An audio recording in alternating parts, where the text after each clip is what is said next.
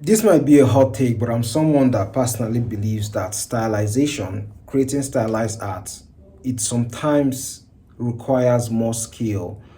It often, in fact, requires more skill than realism. I'm speaking as someone who actually started with stylization. When I got into digital art and I was looking at a lot of digital artists, looking at guys like Argem and Ross Draws. These were my favorite artists, right?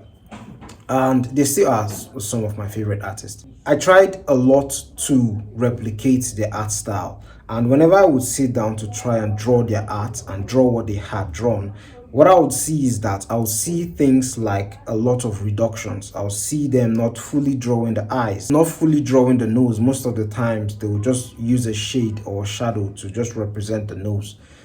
I'll see them taking different artistic choices that normally, if you were to draw realistically, you wouldn't take them. And the reason why I was creating awful, ugly replications of their art was simply because I had not understand the basics. And that is why I suggest that you study realism first before you actually move on to stylization, because the thing that studying the basics like realism does is that it gives you a foundation, it gives you a target, and all you have to do is observe, understand the underlying structure, understand the basics, and try to replicate that. The shadows are not complex. You're not creating anything from scratch. You are not exaggerating anything. You're not simplifying anything. You're just drawing what you're seeing. And if it's bad, you know what is bad, right?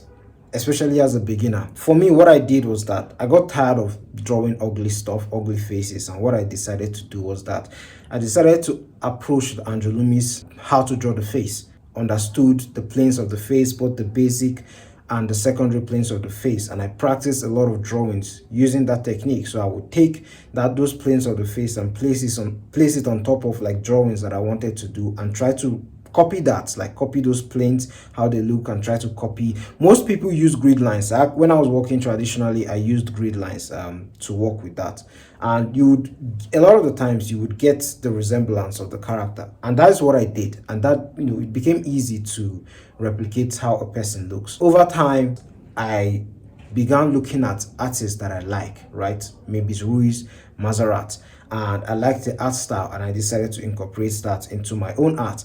The skill goes from I have a target, I have something to draw, and I'm duplicating exactly what I am seeing.